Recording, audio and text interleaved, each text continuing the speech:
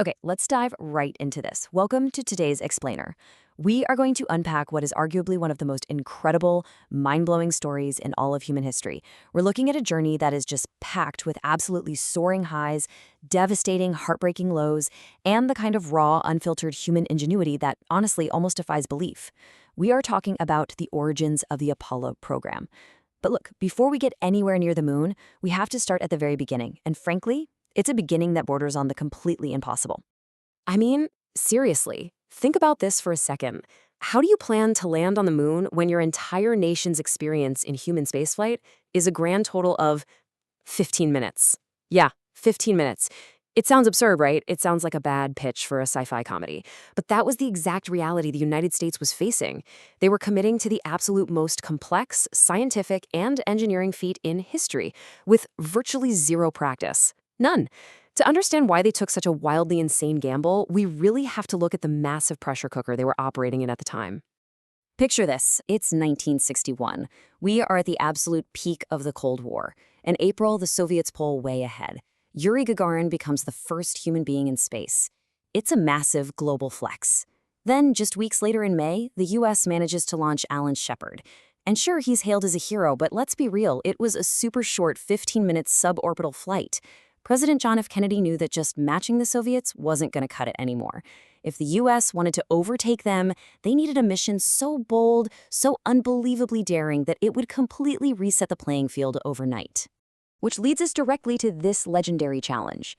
Kennedy stands before Congress and issues a massive, almost unthinkable mandate. Put a man on the moon and return him safely to Earth before the end of the 1960s. Now here's the crazy part. When Kennedy actually said this out loud, nobody, and I mean nobody, actually knew if a moon landing was scientifically possible, let alone if it could be pulled off in just 9 years. It was an unprecedented, almost laughable challenge to throw at his engineers. So NASA suddenly faced a massive engineering headache right out of the gate. On one hand, you had the concept of direct ascent, which was championed by NASA's chief rocket scientist, Wernher von Braun.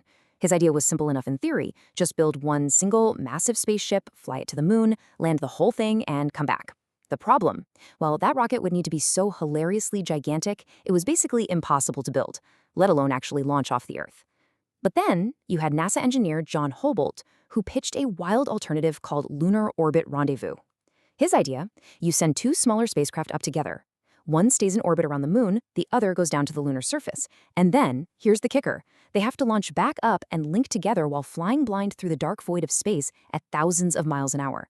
It was a massive weight saver, which meant they could use a smaller rocket, but man, it was incredibly high stakes. I mean, if that rendezvous failed, there was zero hope of rescue. It was daring, but ultimately von Braun backed Houbolt's idea, and this crazy rendezvous concept became the official blueprint. To actually pull off this crazy rendezvous plan, NASA couldn't just yeet a rocket straight to the moon. They had to learn how to literally just exist in space first. Through Project Mercury and Project Gemini, they executed over 16 manned missions in a blistering 5-year span. Just think about that pace for a second. They were figuring out the absolute basics, like how do you even eat in zero gravity without choking? How do you sleep? How do you step outside the spacecraft and walk in a vacuum without spinning completely out of control? They were basically treating space like a brand new terrifying ocean, and they were literally just learning how to swim. Tragically, President Kennedy didn't live to see these incredible stepping stones. He was assassinated in 1963, but his vision tapped into something so much deeper than just Cold War politics. Years earlier, the famous British explorer George Mallory was asked why he wanted to climb Mount Everest, knowing full well he might die trying. His answer? Because it's there. Space was there. The moon was there. This wasn't just about beating the Soviets anymore, you know? It had evolved into a story about human curiosity, the pursuit of knowledge, and stepping into the greatest, most dangerous adventure humanity had ever even attempted. But as with any great adventure into the unknown, the risks were monumental. And this brings us to a deeply sobering fact, a turning point.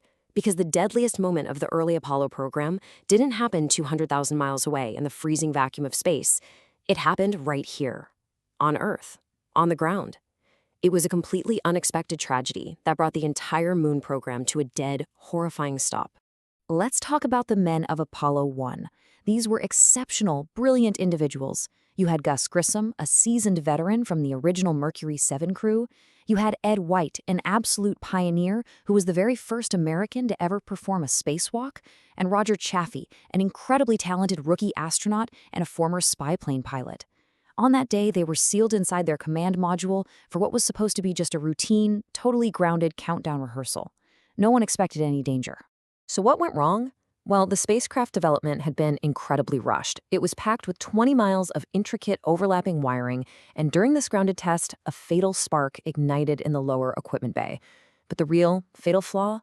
It was the environment itself. The capsule was pressurized with 100% pure oxygen. In pure oxygen, even normally fire-resistant materials practically explode into flames. An inferno swept through the tiny cabin instantly. And the final tragic piece of this engineering failure was the hatch.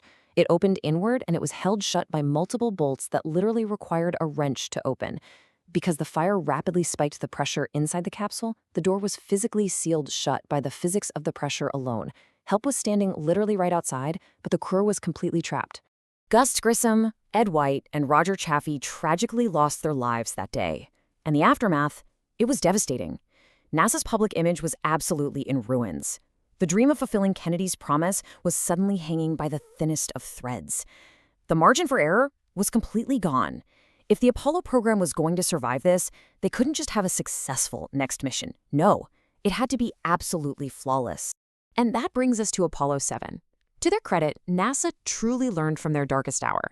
They completely tore down and redesigned the spaceship from the ground up, creating what was known as the Block 2 model. They installed fireproof wiring everywhere. The spacesuits were completely remade with non-flammable fabrics. Crucially, they ditched that dangerous pure oxygen environment for much safer nitrogen-oxygen mix at launch.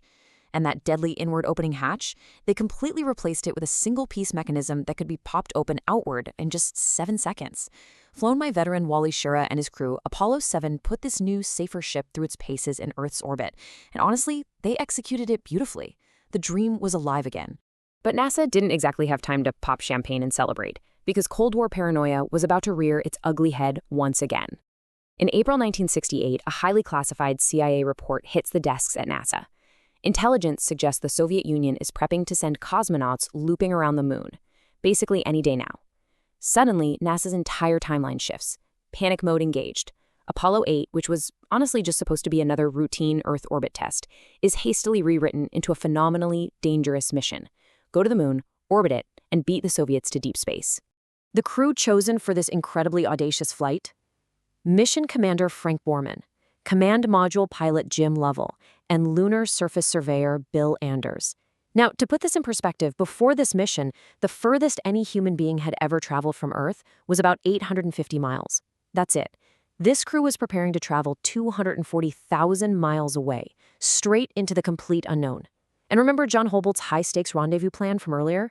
Yeah, if their engine failed while orbiting the moon, they were stuck there forever. No backup plan, no rescue mission, nothing. To hurl them across that vast, terrifying distance required a machine of absolute, mind-boggling power, 110.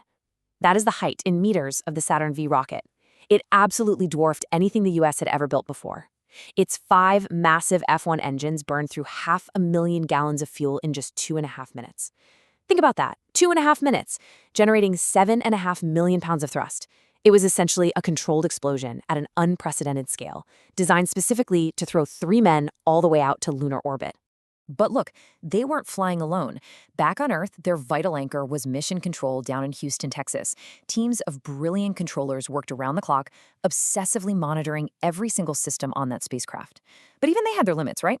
When Apollo 8 had to fire its engine to enter lunar orbit, they had to do it behind the far side of the moon, which meant a complete and total radio blackout. For those long, agonizing minutes, the crew was entirely cut off from Earth. Mission Control could do absolutely nothing but stare at their silent consoles, hold their breath, and wait. But thankfully, the engine worked perfectly. As they emerged from the far side, Frank Borman, Jim Lovell, and Bill Anders became the first human beings in the history of the universe to ever see the desolate, heavily cratered far side of the moon with their own eyes.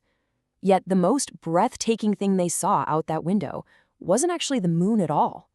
It was what was rising behind it. Bill Anders scrambled for his camera and snapped it. We'd become one of the most famous, iconic photos in all of human history. Earthrise. Now, remember the context here. In 1968, America was practically tearing itself apart. It was a brutal year marked by the agonizing Vietnam War, severe civil unrest, and the tragic assassinations of Martin Luther King Jr. and Bobby Kennedy. Yet, beams down from 240,000 miles away was this image of our fragile, borderless, peaceful, blue planet just floating there in the vast, dark void. It provided a profound, beautiful moment of unity and hope at a time when the world absolutely desperately needed it. So Apollo 8 was a monumental triumph. NASA was officially back on track. The pathway to fulfilling Kennedy's end-of-decade deadline was finally clear. But, actually, scratch that. We're not out of the woods yet. There was still a massive elephant in the room. Sure, they could get to the moon's orbit, but the actual vehicle designed to land on the surface, that delicate, weird, spider-looking lunar module, had never actually been tested in space, not even once. The reality was, landing on the moon was still full of absolutely terrifying unknowns, and the margin for error remained at absolute zero.